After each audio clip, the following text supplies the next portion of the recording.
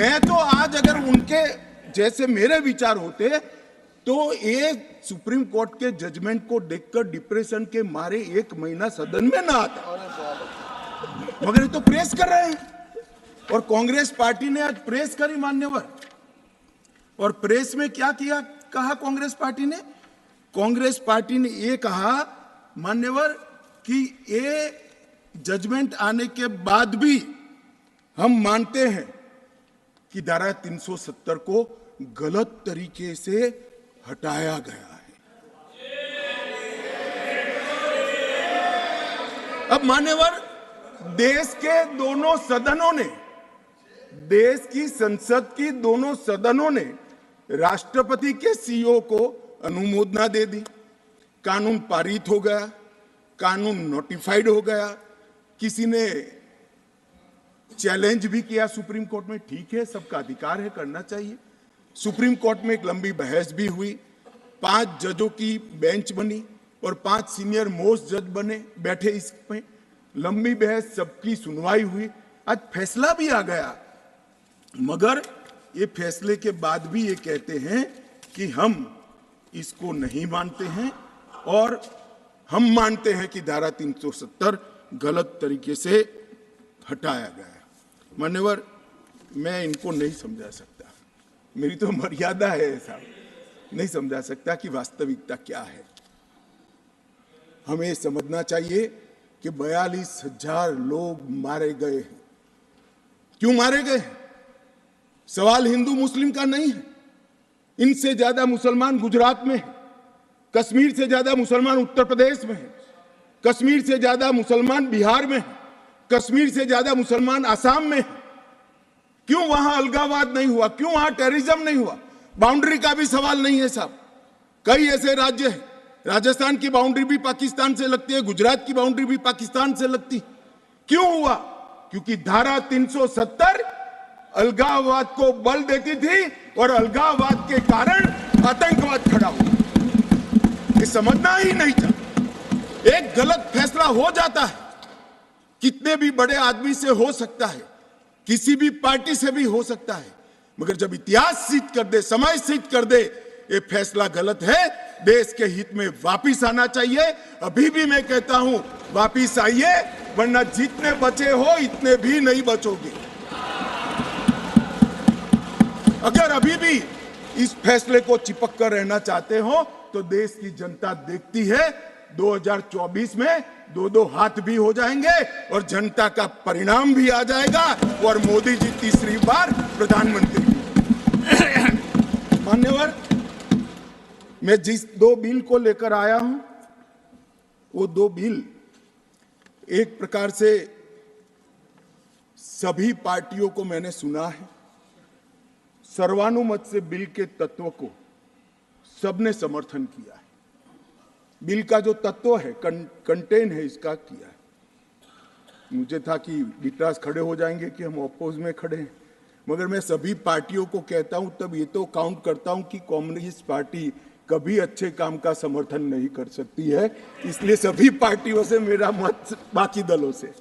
मान्यवर, कमजोर और वंचित वर्ग, ये जो नाम है, किसी भी नागरिक की डिग्निटी को बहुत हर्ट करने वाला नाम है, अंतर की गहराइयों तक दुख खड़ा करने वाला नाम है और बहुत समय से था।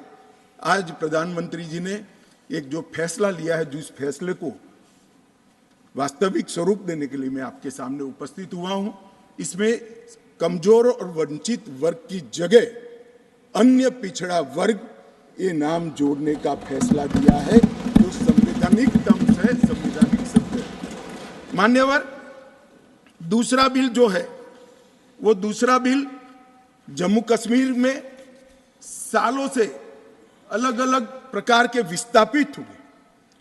मान्यवर, 80 के दशक से आतंकवाद की शुरुआत हुई, 89 से चरम सीमा पर पहुंचा। ढेर सारे कश्मीरी हिंदू, विशेषकर कश्मीरी पंडित और ढेर सारे सिख भाई घाटी छोड़कर पूरे देश भर में बिखर गए। जम्मू में गए, बेंगलुरु गए, गुजरात गए, दिल्ली गए, फरीदाबाद गए, देश भर में बिखरे। सभी राज्यों ने उनकी आवभगत भी की, सभी राज्यों ने उनको रिजर्वेशन भी दिया, कई राज्यों ने उनको नौकरी में प्रायोरिटी दी भी। कश्मीरियों को गले लगाने का काम पूरे देश ने किया है, पूरे देश की जनता ने। मान्यवर, वो बिखरे और ऐसे बिखरे कि अपने ही देश में वो विस्थापित हो गए, निराश्रित हो गए।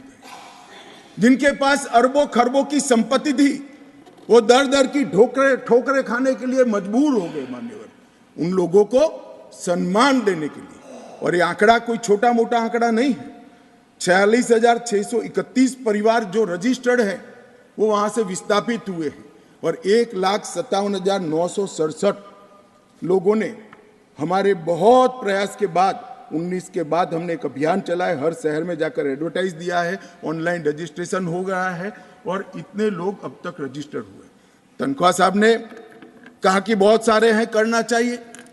मैं तो उनको निमंत्रित करता हूं, तनख्वाह साहब आप जितने भी छूट गए इसकी सूची लाइए, आधी सेकंड में मैं रजिस्टर कर आपको एक्नॉलेजमेंट। मान्यवर, ऑनलाइन प्रक्रिया है और मैं आज इस महान सदन के माध्यम से देश भर में बिखरे पड़े कश्मीरी पंडित और अन्य विस्थापितों को कहना चाहता हूं, नरेंद्र मोदी सरकार आपको न्याय देने के लिए कमिटेड है। आप मुझे लिखिए, कश्मीर सरकार को लिखिए, किसी भी विज्ञ के बगैर आपका रजिस्ट्रेशन कर दिया जाएगा। आप मतदार भी बनोगे, चुनाव भी लड़ पाओगे और जम्मू कश्मीर के अंदर आप मंत्री बनकर भी जा सकते हो। आपको पूरा मान्यवर, 3 युद्ध भी हुए, 1947 में और 48 में युद्ध हुआ। 31,779 परिवार आज के पाकिस्तान अधिकृत कश्मीर से शरण लेकर भारत में आए। इनमें से 26,319 परिवार तत्कालीन जम्मू कश्मीर राज्य में बसे और शेष 5,460 परिवार अन्य भागों में बसे। दूसरा युद्ध हुआ 65 और 71 का, और छम्ब और नियाबत क्षेत्र से लगभग 10,065 परिवार विस्थापित हुए। 3500 परिवार 65 के युद्ध में हुए और इतने ही करीब 71 के युद्ध में हुए। अब तक 47, 65 और 71 के युद्धों में लगभग 41,844 परिवार विस्थापित हुए हैं। उनको भी भारत सरकार ने ढेर सारी चिंता करी है, मैं आगे बताता हूं। मगर ये बिल जो है मान्यवर, 3 सीटें, 2 जम्मू कश्मीर से विस्थापित परिवारों के लिए और 1 सीट पाक ऑक्यूपाई कश्मीर से विस्थापित आए हुए कश्मीरी भाइयों के लिए रिजर्व करने का काम नरेंद्र मोदी जी ने बहुत मन के साथ, चाव के साथ और संवेदना के साथ किया। मान्यवर, ये जो फैसला है उसी एक्ट का हिस्सा है जिस एक्ट को सब चैलेंज करते हैं। मैं उनको बताना चाहता हूं, जब आप 5 अगस्त 2019 के बिल को चैलेंज करते हो, तब आप डिलिमिटेशन कमीशन एक्ट को भी चैलेंज करते हो। ये मत भूलो कि आप इनके रिजर्वेशन के खिलाफ बात करते हो। मान्यवर, डिलिमिटेशन कमीशन ने गंभीरता से विचार करने के बाद समुदायों का प्रतिनिधित्व नॉमिनेशन द्वारा कराने की सिफारिश की है। और मान्यवर, जम्मू कश्मीर प्रशासन ने, जो आज स्वाभाविक है राष्ट्रपति शासन है, उसने भी अपना अभिप्राय डिलिमिटेशन कमीशन को दिया था। भारत सरकार ने के गृह मंत्रालय ने भी दिया था कि इनके प्रति सिंपैथेटिक व्यू लेना चाहिए, इनका प्रतिनिधित्व होना चाहिए। जब वो अपनी जमीन में ही नहीं है तो असेंबली में कैसे चुनकर जा सकते हैं। मान्यवर, और ये आदेश उन्होंने प्रकाशित किया था, जिसको आज कानूनी जामा पहनाकर मैं ये बिल को लेकर उपस्थित हुआ हूँ। मान्यवर, ये जो डिलिमिटेशन कमीशन ने और भी कई फैसले किए हैं, मैं जरा सदन के सामने पूर्व की स्थिति और अभी की स्थिति बताना चाहता हूँ। पूर्व में जम्मू में सिर्फ 37 सीट थी, 37 सीट थी। अब नए डिलिमिटेशन कमीशन ने 37 से बढ़ाकर 43 सीट जम्मू क्षेत्र में बनाने का था। मान्यवर कश्मीर में 46 सीट थी, 46 सीटें थी, अब 46 की जगह 47 सीटें, 47 सीटें बनाने का था। इस तरह से जम्मू और कश्मीर दोनों को मिलाकर 83 सीटें थी। लद्दाख की सीटें निकाल दी है क्योंकि वहां यूटी बन चुकी। 83 सीटें थी, उसकी जगह 90 सीटें अब डिलिमिटेशन कमीशन ने करी है, जिसको भारत सरकार ने माना। और पाक ऑक्यूपाई कश्मीर की 24 सीटों को आरक्षित रखा गया है, क्योंकि हम अभी भी मानते हैं, कोई जिसको जो बोलना है वो बोले। इस सदन में बोला हुआ शब्द इतिहास बनता है। मैं आज फिर से कहना चाहता हूं, पाक ऑक्यूपाई कश्मीर भारत का है, हमारा है, और हमसे कोई नहीं छीन। मान्यवर, हमने 24 सीटें पाक ऑक्यूपाई कश्मीर के लिए सुनिश्चित की है। मान्यवर, अब तक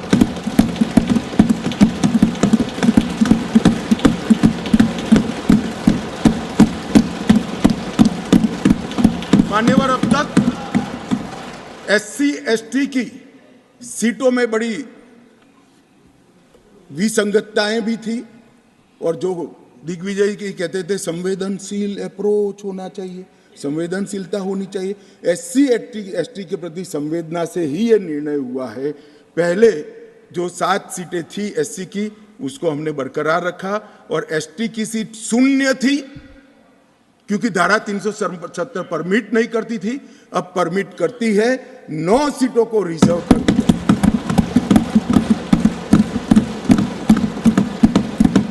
अरे जो कह रहे थे हमारे डॉक्टर साहब कि गुर्जर बकरवालों ने इस देश को बचाया है, मैं सदन में इस देश के गृह मंत्री के नाते कहना चाहता हूं, मान्यवर, कभी भी युद्ध हुआ, कभी भी आतंकवादियों ने पैंतरे रचे, मेरे गुर्जर बकरवाल भाइयों ने भारत के तिरंगे को ऊंचा रखा। और आज सालों के बाद आज उनको न्याय मिलने जा रहा है।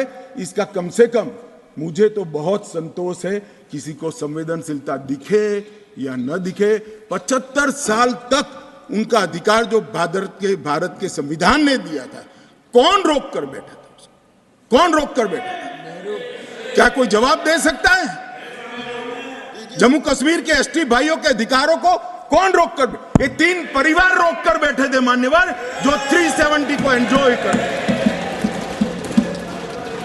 मान्यवर।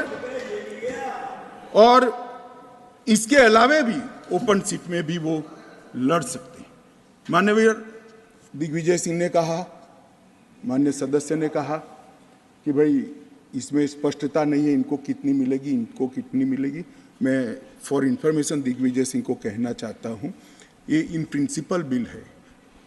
ट्राइबल डिपार्टमेंट और OBC डिपार्टमेंट से अलग से इसके बिल आएंगे, जिसमें इसके रिजर्वेशन की सीटों की और चिन्हित करने की व्यवस्था होगी। वो एक अलग प्रक्रिया है, मगर ये स्पष्टता से कर देते हैं। मैं दिग्विजय सिंह को बहुत अच्छे तरीके से जानता हूँ साहब। जब भी वो हंसकर बोलते हैं तब बहुत समाज के अंदर डिस्टर्बेंस होता है। बड़ा रिकॉर्ड है उनका, मैं रिकॉर्ड को जानता हूं। आज भी हंसकर बोले, मैंने बोला क्या निहितार्थ थे, फिर मैंने ध्यान से उनकी चीज को याद कर सोचा, तो मुझे मालूम पड़ा कि इन्होंने कहा कि भाई किसी का छीनकर तो नहीं लगू। ये गुर्जर और बकरवाल को लड़ाना चाहते हैं, गुर्जर और बकरवाल को लड़ाना चाहते हैं।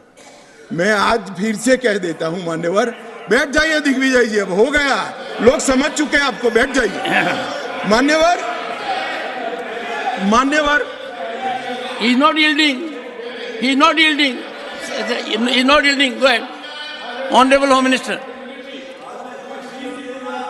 He is not yielding. He is not yielding. मान्यवर, मैं स्पष्टता करना चाहता हूं, गुर्जर भाइयों की एक भी सीट लिए बगैर बड़े संवेदनशीलता से बकरवाल भाइयों को दिया जाए, हमें कोई आपत्ति। गुर्जरों को जो फायदा मिला है उसमें कोई बदलाव नहीं होगा। ट्राइबल के सारे फायदे एजुकेशन में और बाकी सारे नौकरियों के रिजर्वेशन में जितने भी फायदे गुर्जर भाइयों को मिल रहे हैं, पहाड़ियों को मिल रहे हैं, वो पहाड़ियों को जो भी मिलेगा वो उसके अलावे मिलेगा।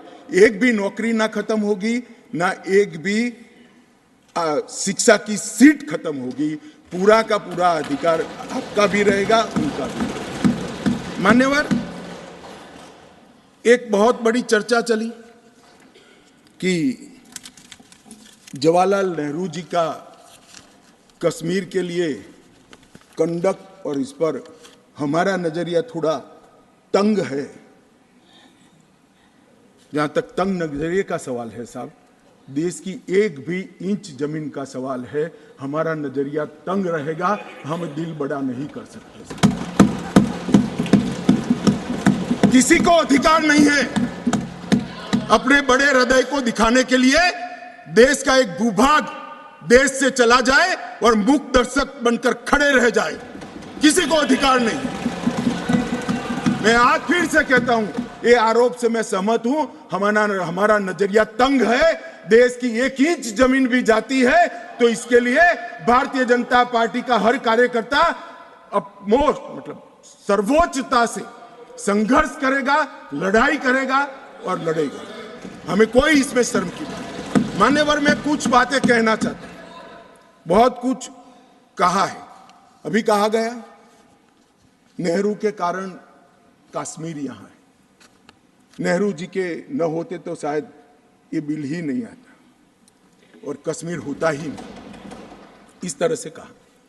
मैं आज कहना चाहता हूं कि जो आजादी के बाद भारत की रचना को जानते हैं उनको मालूम होगा हैदराबाद में इससे भी बड़ा प्रॉब्लम हुआ था। क्या जवाहरलाल जी गए थे क्या?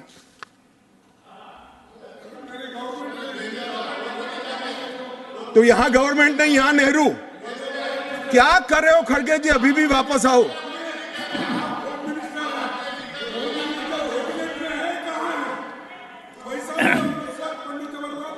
एक मिनट, रिकॉर्ड पर है कश्मीर में दिग्विजय जी ने सरदार पटेल का नाम नहीं लिया।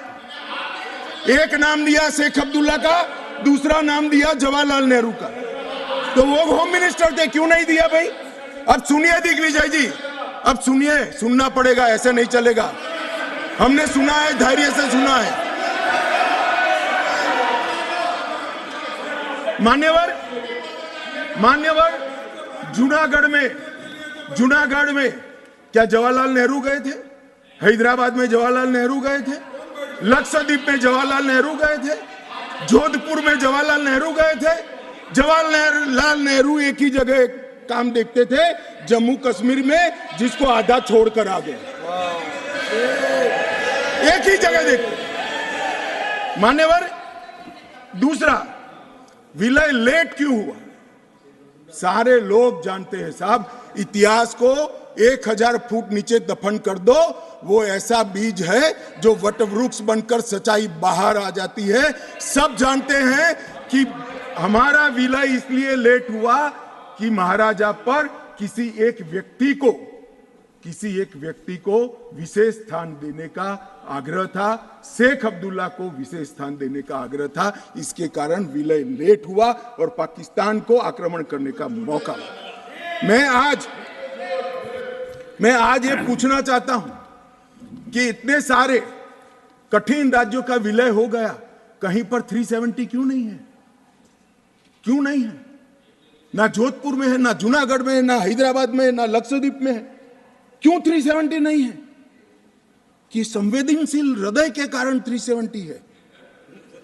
संवेदनशील हृदय। मान्यवर, कंडीशन किसने रखी, किसने स्वीकार की? इतिहास जवाब मांगता है, देश की जनता जवाब मांगती है, जवाब देना पड़ेगा, भाग नहीं सकते इतिहास से कोई। मान्यवर, सेना भेजने में देरी क्यों हुई? और ये कहते हैं कि इसके बाद भी देरी हुई है। मैं साहब एक रेफरेंस सैम मानेकशॉ का देना चाहता हूं। फील्ड मार्शल सैम मानेकशॉ तब डायरेक्टर ऑफ मिलिट्री ऑपरेशंस थे। उन्होंने एक जगह पे कहा है कि कबीलाई हमलावर आक्रामक और लूट मचा रहे थे, तब चर्चा में ही व्यस्त थे। मैं व्यक्ति का नाम देना नहीं चाहता वरना खड़े हो जाएंगे।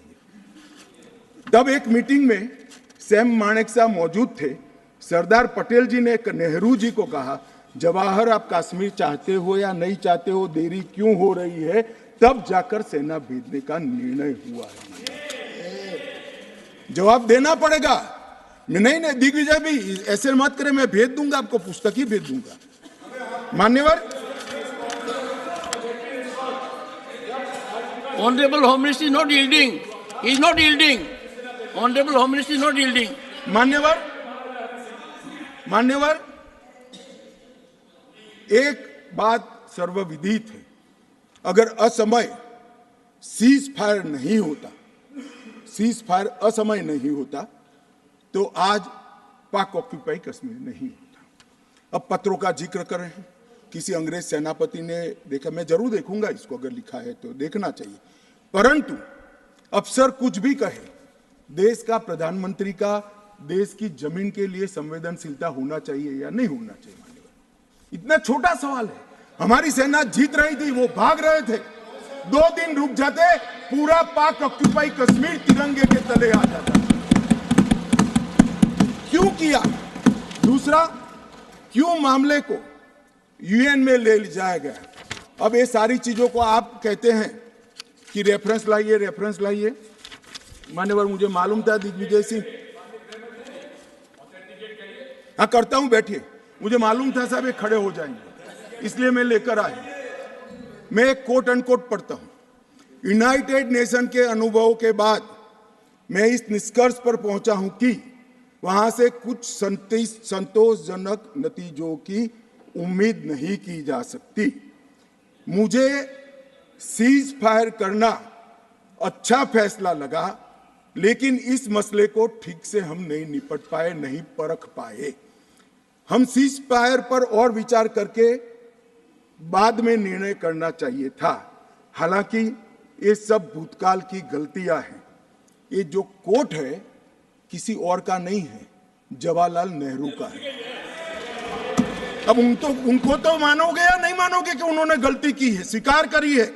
और साहब एक मिनट, सोर्स भी बता देता हूं, Nehru memorial museum and library, Jawaharlal Nehru connection, JNSG 143 part 1। और उस वक्त जब अरे भाई, स्वयं नेहरू कह रहे हैं मेरी गलती थी, क्यों इतना पकड़ कर रखा है पूंछ?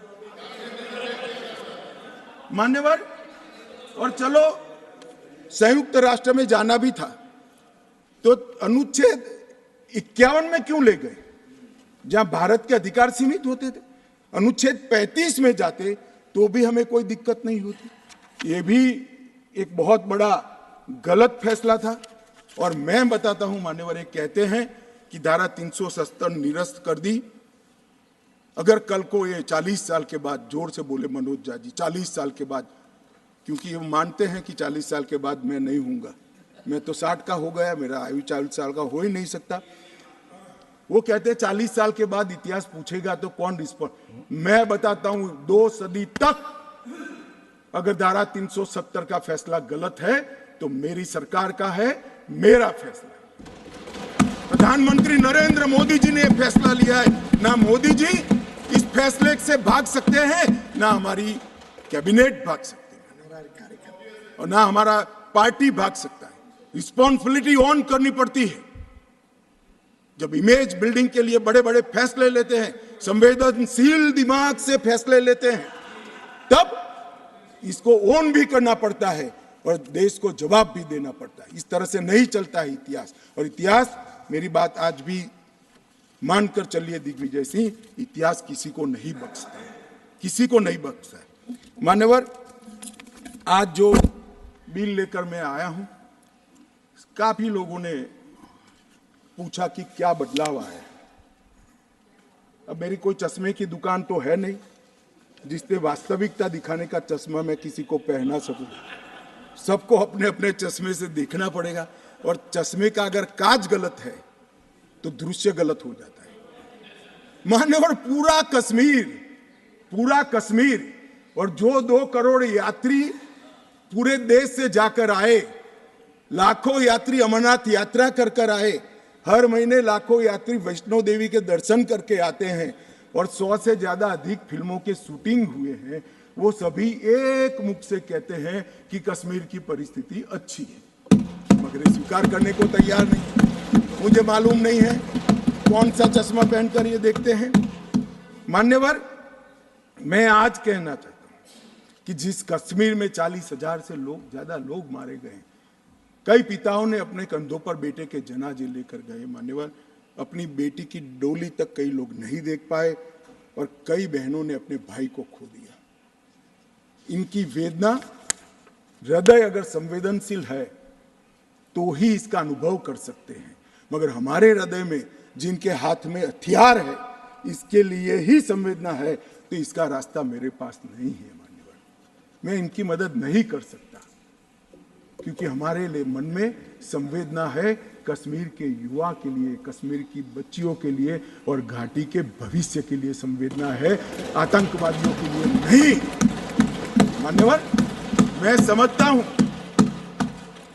कि आज आर्टिकल 370 समाप्त होने के बाद और उसके पहले भी नरेंद्र मोदी जी की सरकार आई 2014 में, आज युवाओं का भविष्य ब्लैक नहीं है, परंतु स्कूल का ब्लैक बोर्ड उनका भविष्य बन गया है, वो पढ़ाई लिखाई। जो युवा मान्यवर पत्थर लेकर घूमते थे, मोदी सरकार ने, इस प्रधानमंत्री ने इसके हाथ में लैपटॉप पकड़ाने का काम किया है। पूरी दुनिया का एक्सेस और आतंकवाद और अलगाववाद की बात करने वाले लोग धारा 370 कर आधार बनाकर अलगाववाद की बात करने वाले लोग, आज जो लोग बात करते हैं उनकी कश्मीर की जनता अनसुनी करती है, डेमोक्रेसी और डेवलपमेंट की बात करती है। मान्यवर, ये आज बदलाव हुआ है। अभी कह रहे थे कि मैंने सदन में कहा था कि आतंकवाद समाप्त हो जाएगा। मैं मेरे जीवन में बोला हुआ भूलता नहीं हूं और जो बोलता हूं उसको ओन करता हूं। मैंने कहा था कि 370 के कारण अलगाववाद की भावना समाप्त हो जाएगी और जब अलगाववाद की भावना समाप्त होगी, सहन आतंकवाद कम हो जाएगा, समाप्त हो जाएगा। मान्यवर, ये बीच मझधार में 40 साल इन्होंने गलतियां करी, 80 के दशक से गलतियां करते आए, संवेदनशील हृदय से सोचते रहे, संवेदनाएं हथियार उठाने वालों के लिए रखे और इस 40 साल की गलती को ऐसा सोचते हैं कि मोदी जी के 4 साल में सुधर जाएगा। मगर आपकी बात सही है, अपेक्षा ऐसी ही रखनी चाहिए। मैं अब विषय पर मान्यवर, मैं बहुत पास में नहीं जाता। जब चरम सीमा पर थे तब तो आंकड़े बहुत भयावह थे, 90 के दशक में बहुत भयावह आंकड़े थे, परंतु मैं यूपीए शासनकाल की बात करना चाहता हूं। 2004 से 14 जब सोनिया जी और मनमोहन जी की सरकार थी, कुल आतंकवादी घटनाएं 7,217 हुई थी और अब आतंकवादी घटनाएं सिर्फ 2,197 हुई है। ये 10 साल। अब सुन लीजिए, बाद में मुद्दा खड़ा करिए खड़गे जी। 70% की कमी हुई है मान्यवर, 70% की कमी हुई और उसमें धारा 370 हटाने के बाद केवल और केवल 4 साल ही गए। सिक्योरिटी फोर्स और नागरिक टोटल 2829, करीब 3,2900 नागरिक और सिक्योरिटी फोर्सेस मारे गए। अब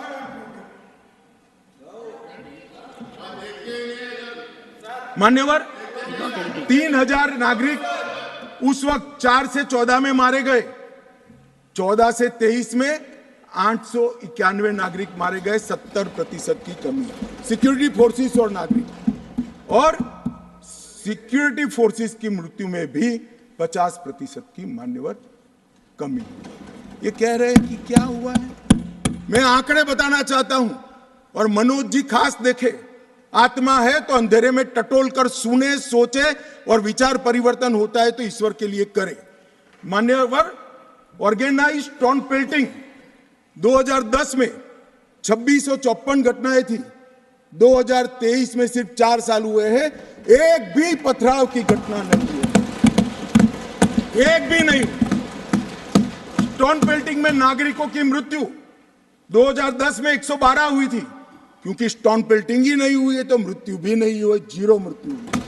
मान्यवर, स्टोन पेल्टिंग में जख्मी नागरिकों की मैं बात करता हूं, सिक्योरिटी फोर्स नहीं, नागरिक जो घाटी के हैं वो 6235 थे, क्योंकि स्टोन पेल्टिंग नहीं हुई है, 0 जख्मी है।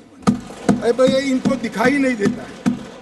सीज फायर वायोलेशन की घटनाएं 2010 में 70 थी और 2023 में 6 हुई। घुसपैठ के प्रयास 489 थे, सिर्फ 48 हुए हैं। मान्यवर, वापिस लौट गए आतंकवादी 18 थे 2010 में, अभी 281 आतंकवादी घाटी छोड़कर।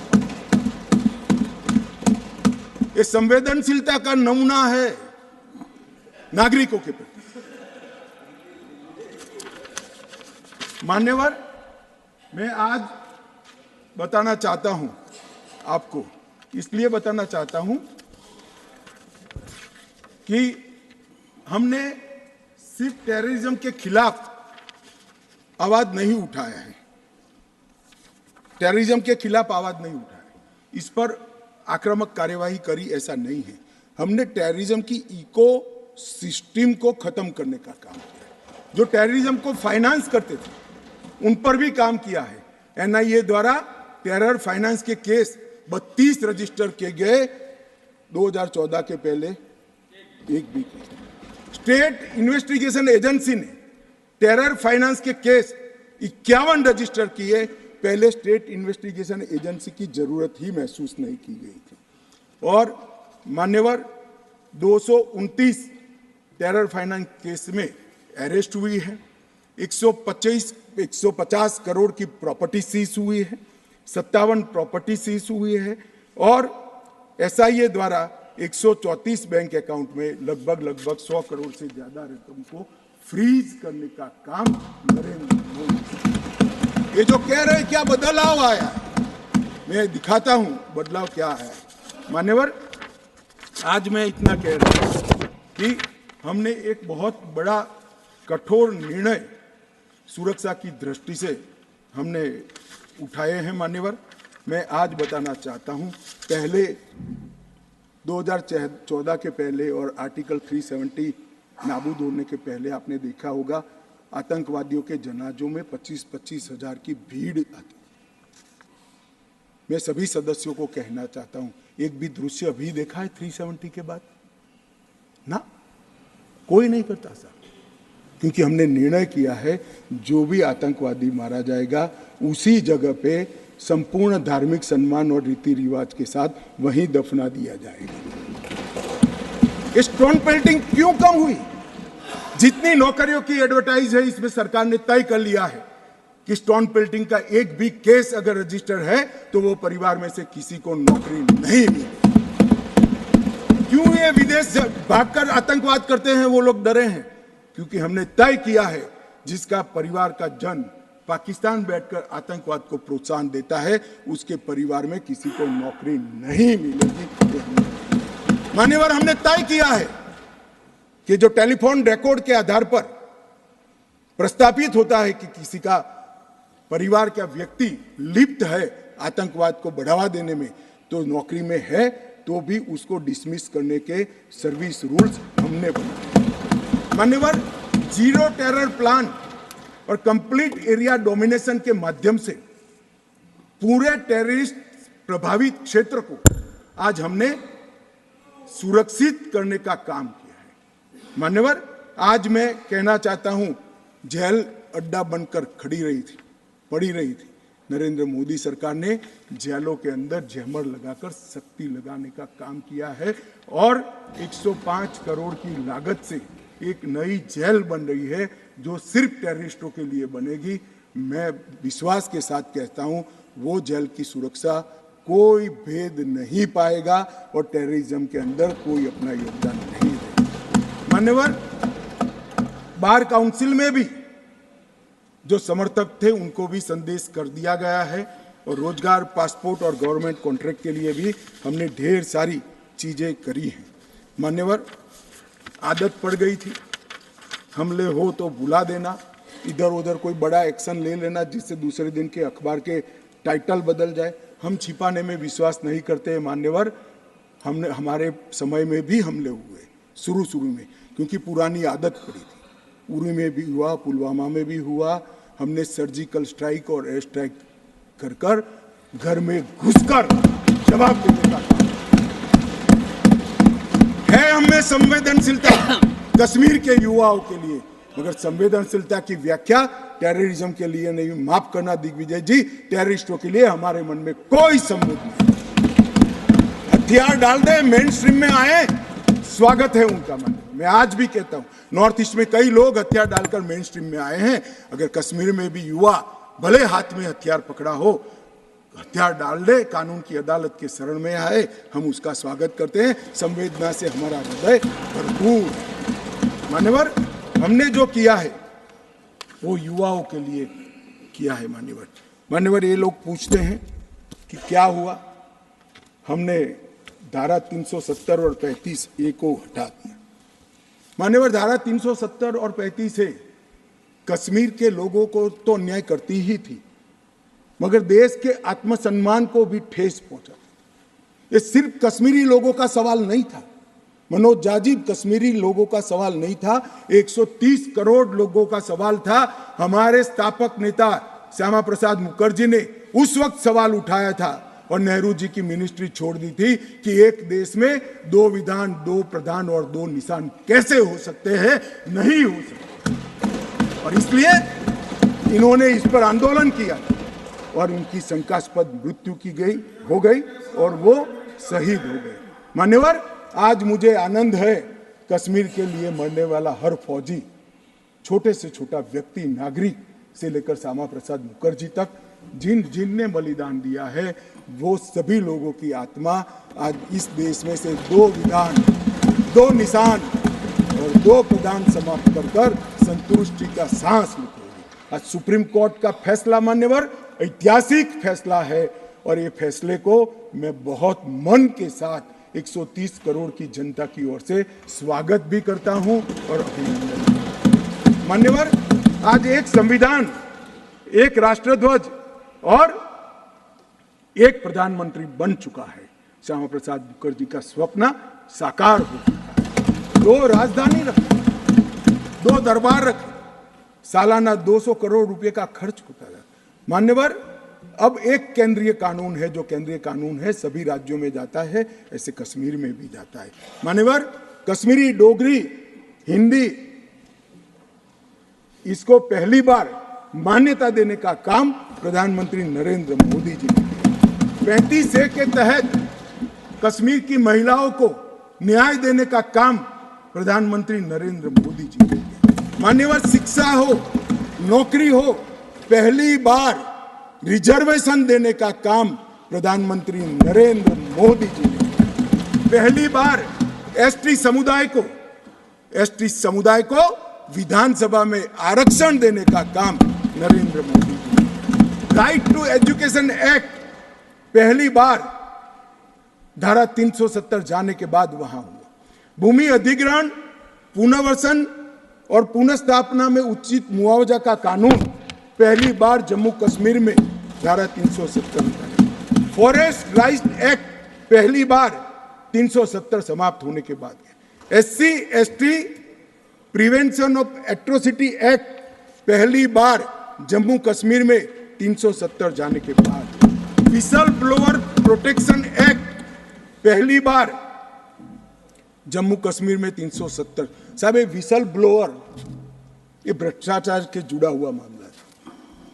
जम्मू कश्मीर के किसी भी नागरिक को पूछो, सिफारिश के सिवाय नौकरी नहीं मिलती थी।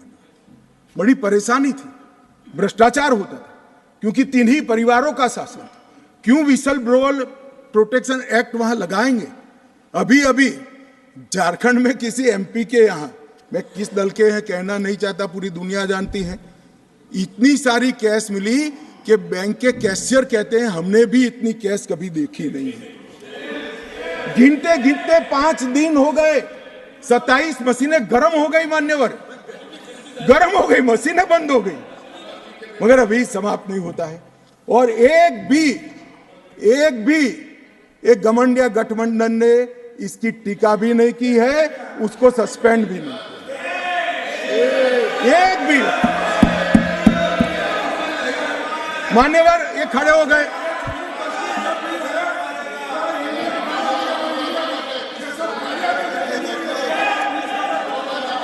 चलो इंडिया अलायंस ने, मान्यवर इंडिया अलायंस ने इसकी टीका भी नहीं की। मान्यवर अभी कहेंगे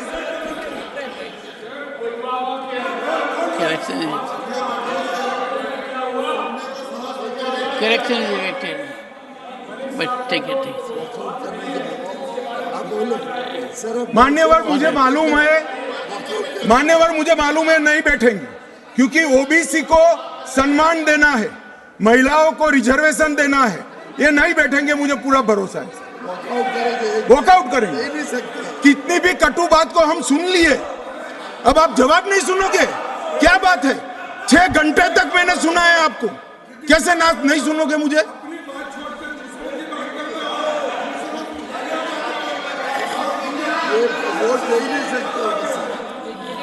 चले खड़गे साहब प्लीज बैठ जाइए। Nothing will go on record now. Only मेरा निवेदन साहब, आप बड़े only नेता what हैं, the बैठ honorable जाइए। Home Minister says will go on record. मान्यवर ये कहते हैं कि क्या बदलाव आया है,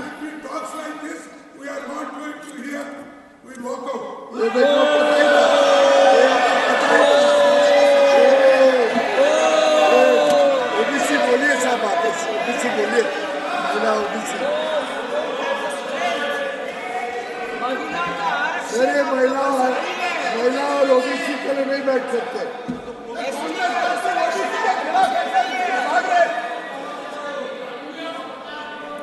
मान्यवर बहुत सारे पीयूष भाई जैसे भले हृदय के लोगों को था कि ये जवाब सुनेंगे, मैं इनकी ऑफिस में कॉफी पीने के लिए गया, मैंने कहा नहीं सुनेंगे। तो पीयूष भाई ने मुझे पूछा क्यों नहीं सुनेंगे, मैं कोई कांग्रेस पार्टी ओबीसी विरोधी पार्टी है, इसलिए निश्चित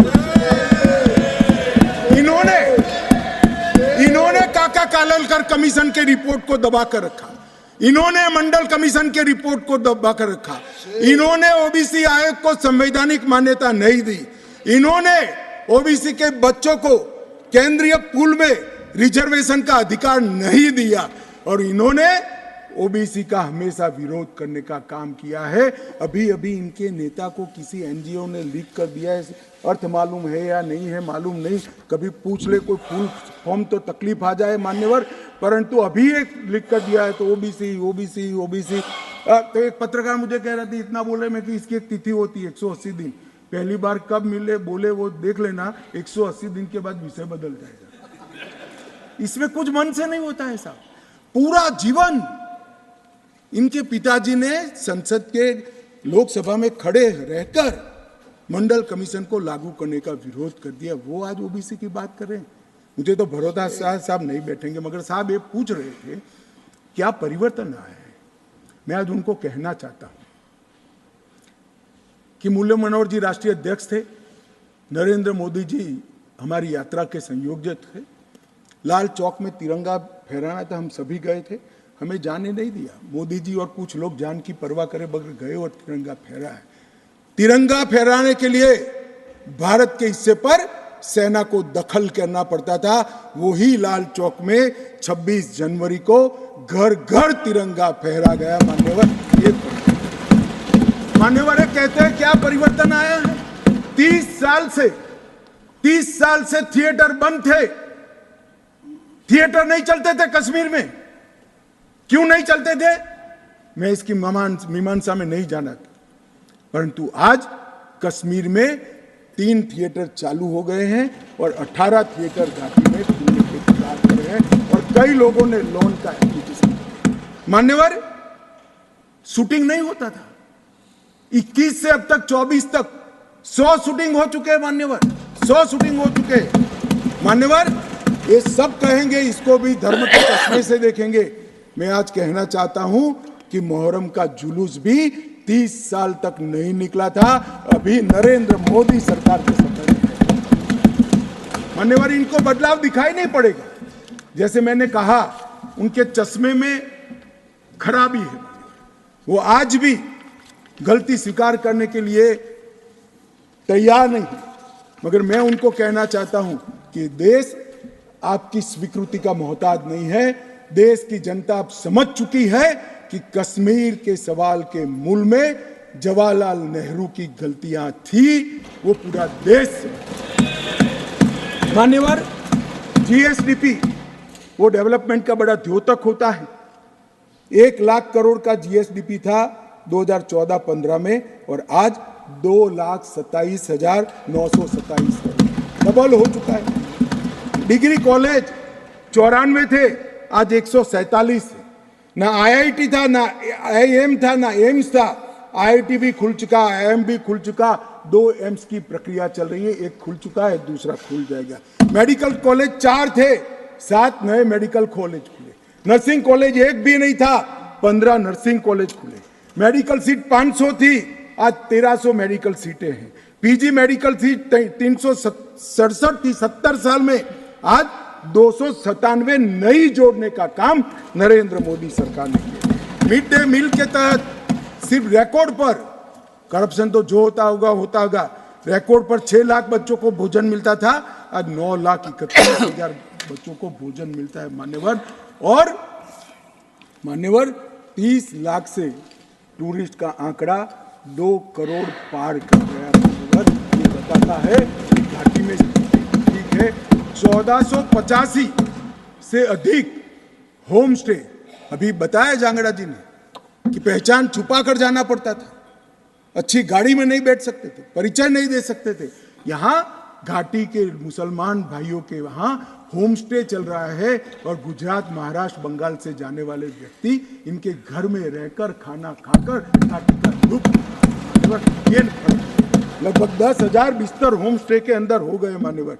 और प्रधानमंत्री ग्राम सड़क योजना प्रतिवर्ष 1100 का एवरेज था, अब 8,086 किलोमीटर का एवरेज बना है। 47 स्मार्ट सिटी के तहत योजनाएं थी, आज 173 है।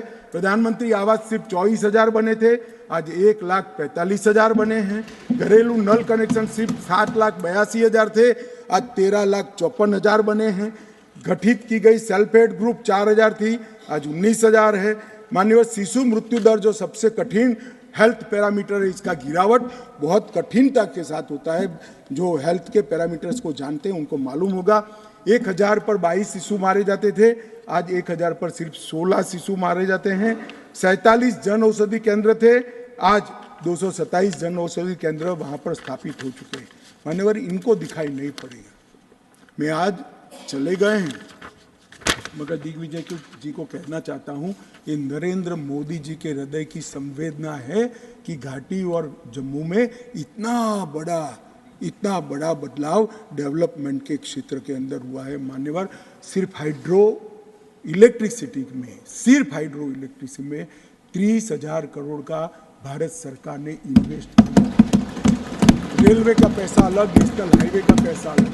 मान्यवर, लगभग पेंशन के लाभार्थी सिर्फ 6 लाख थे, रजिस्ट्रेशन नहीं होता था जम्मू की साइड से। अब ट्रांसपेरेंट रजिस्ट्रेशन के बाद 10 लाख लाभार्थी पेंशन के हो गए हैं। फूड सिक्योरिटी का कवरेज 43.8% था, आज 100% हो चुका है। हेल्थ कवरेज देश भर में एकमात्र राज्य ऐसा है जहां प्रधानमंत्री आयुष्मान भारत योजना मान्यवर सिर्फ गरीबों के लिए नहीं है, गरीब से लेकर धनी से धनी तक, फारूक अब्दुल्ला जी तक, सभी को प्रधानमंत्री आयुष्मान भारत योजना का फायदा मिलता है। ओपन डेफिकेशन 50 से 60% था, अब 100% है। ऑनलाइन सर्विसेज सिर्फ 60 सेवाओं में थी, आज 1100 सेवाओं में ऑनलाइन सर्विसेज हो गई है। और स्पोर्ट्स में युवाओं की भागीदारी सिर्फ 2 लाख थी, आज 2022 में जम्मू कश्मीर के 60 लाख युवाओं ने खेलों में हिस्सा लिया। मान्यवर, पूछते हैं कि क्या बदलाव आया, मैं इनको ही बताना चाहता हूँ। और मान्यवर, ढेर सारी चीजें हैं, अब ये चले गए हैं, मैंने दूसरे सदन में भी बताया, मगर मैं देश की जनता को विश्वास दिलाना चाहता हूँ कि मोदी जी ने लाल किले से प्राचीर से इस देश को वादा किया था, और मोदी सरकार और प्रधानमंत्री स्वयं इस चीज पर अड़ग कि कश्मीर के युवाओं को हाथ में कभी बंदूक नहीं लेनी पड़ेगी, पत्थर नहीं लेने पड़ेंगे, इनके हाथ में लैपटॉप और किताबें भी होगी।